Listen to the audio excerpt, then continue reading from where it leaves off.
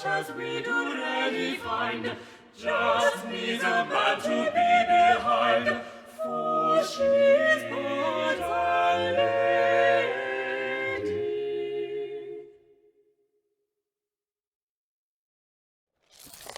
Good evening, Miss Lanier. What brings you? I am come about my future, Dr. Foreman. I wish to know whether I will find success as a writer of poems and plays. You can predict futures, can you not? You, madam? A writer of poems and of plays? Forsooth, how verily remarkable! Well, 'tis true most of us Bassanos and Laniers are musicians, but I have chosen a different path. I've lately begun a collaboration with a poet and playwright, let us call him Mr. S. He is presently writing a play that takes place in northern Italy, and as I am of Italian heritage, he has asked me to help him write it. How interesting! And does this collaboration betwixt you go well? Right well, or so methinks. Indeed, Mr. S did suggest that I am full talented as a writer. Be not afraid of greatness, he told me. For once our play opens upon the London stage, our success will follow, as night follows day. I see. Then what would you have me ask the stars, madam? Well, I've noted that Mr. S, although a brilliant man, is oft prone to exaggerated melodrama and implausible plot resolutions. I wish to know whether this story of his, of our future success, is true. Very wise of you, madam. Then let us see whether your success or failure is writ in the stars. Will Mistress Amelia Lanier find fame and fortune as a writer?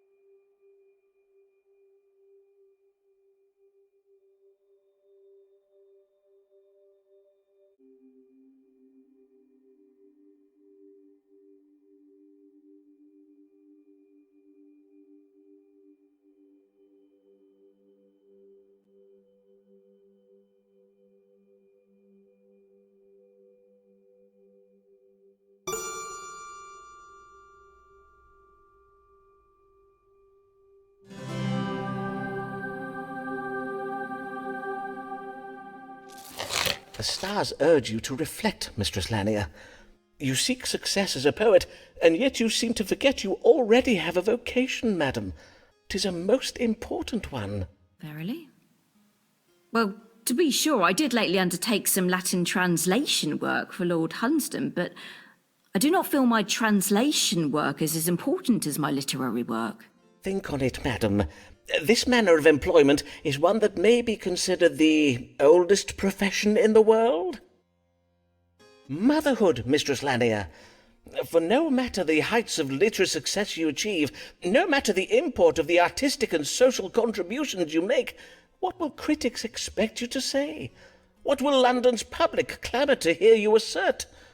That your worldly accomplishments are as nothing compared to your greatest achievement of all, your children. I think that most unlikely, Dr. Foreman. As I did previously mention, I have entrusted most of the care of my son to a wet nurse. Are you sure that is wise, madam? Mayhap 'tis your son who is destined to become a great poet, but if his mother does not afford him her full attention...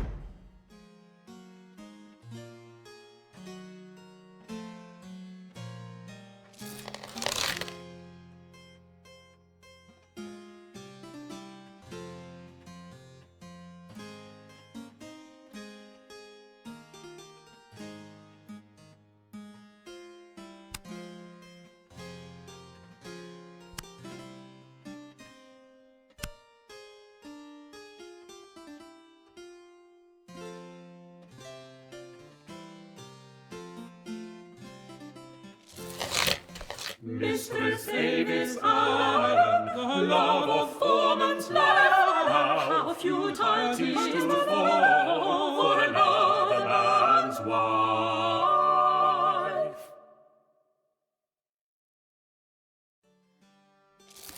Good day to you, sir. Good day to you, madam. What service may I perform for you this day? For me? None. None at all. Verily, then I cannot fathom why you... 'Twas my husband who bade me come, for he finds it difficult to speak of... As I say, he had me come in his stead, and I could think of no reason to give him for why I should not come. I see. Then what is troubling your husband? Madam, I cannot treat a querent without knowing first what his troubles are. He is unable to perform his marital duties. I see, and whatever does that mean? Your husband forgets to put out the night soil? Some broken shelving he has neglected to fix? Prithee, madam, I bid you be more precise. Ah, you know perfectly well what I mean, Simon. I bid you not drag this out any longer. Pray read the stars and let us get this over with. As you wish, madam. Now, let us see. What ails Mr. Allen so as to render him unable to perform his marital obligations towards Mistress Allen?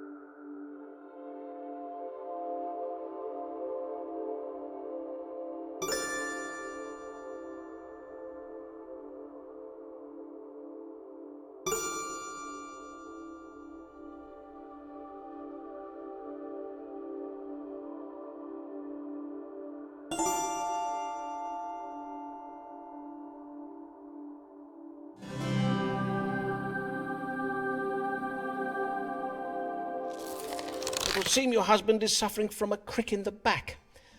The crick is in the lower part of the back where it is troubling his hips.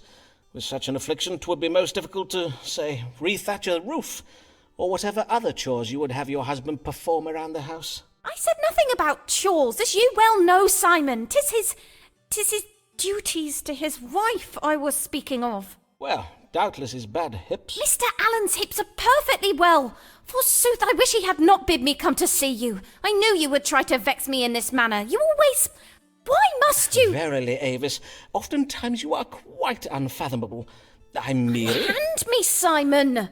I must go to my husband.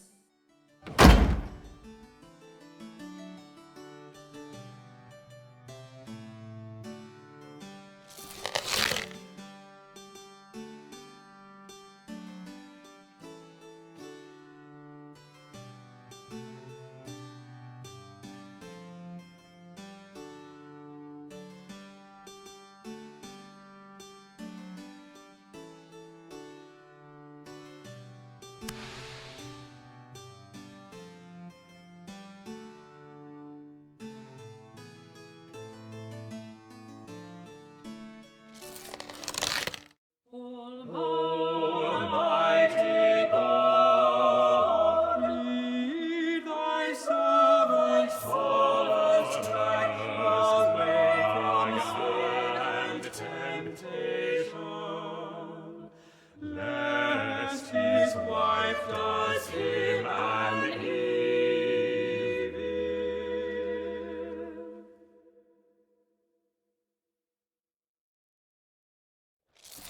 Good day, Dean Blague. Fare you well? Most well indeed, and I will tell you why. The conquering cherub has lately returned home to England. Ah, this being the voyage you did invest in. Aye, and what a sound investment it was, for it has paid off most handsomely. The cherub's cargo of nutmeg and pepper will fetch a high price indeed. Forsooth, my earnings have enabled me to make a substantial investment in Sir Walter Raleigh's expedition to the New World. Ah, methinks I've heard of this. 'Tis a quest to find the fabled lost city of gold, is it not? Or as the Spanish call it, El Dorado?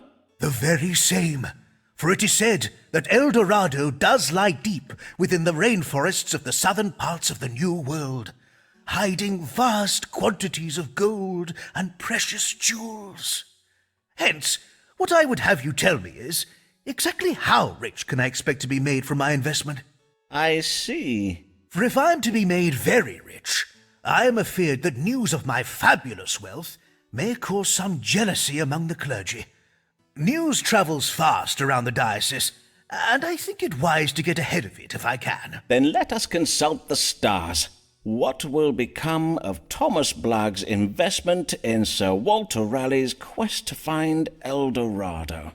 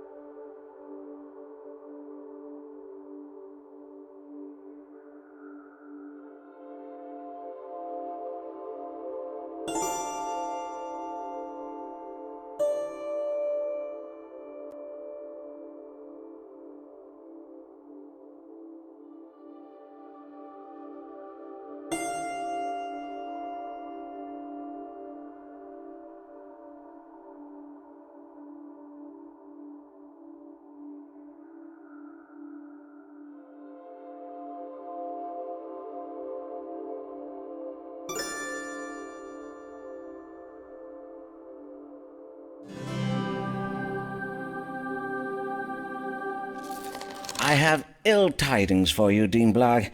Raleigh and his men have been set upon by a tribe of angry New World natives. Angry natives? But surely the natives would greet us with much rejoicing. For do we not bring with us the gift of civilization? Would they not crave freedom from their tyrannical chieftains and cruel pagan gods? Well, it would seem these particular natives cannot be reasoned with, as they are led by instinct alone, and they will fight to the last man, as it is not in their nature to surrender with honour, as Christian men would. Truly? But, Alas, I am afeard that Raleigh shall be forced to abandon his search for El Dorado, and your investment will come to naught. I must own, sir, that I cannot share your uncharitable view of these savages. They may be heathens, but are they not still God's children? I will now take my leave, that you may engage in quiet reflection upon the spiritual dimensions of this question.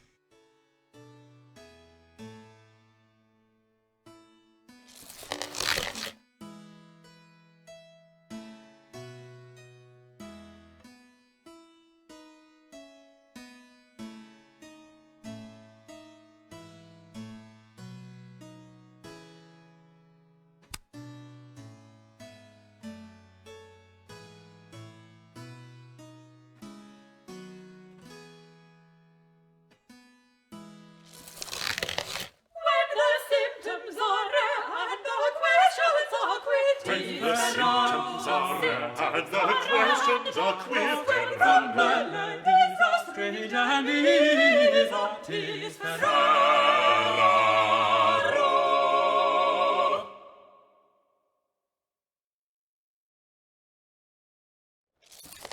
Good morrow, sir, and well met. Indeed, 'tis I, Riccardo Ferraro, come once again to the great Dottore Simon Forman. Aye, and I can see why you are come. Methinks you are not well, signor. The colour of your face is quite alarming. It is because I am losing the blood. The blood does drain away from my face, away down my body, and out of my... You are bleeding from your fundament. How much have you been bleeding, and for how long? Un poco, not too much. It does come and go. Sometimes blood, sometimes no blood. You stop the blood, see? Mayhap I will, but first I must consult the stars to find a diagnosis. What ails Signor Riccardo Ferraro?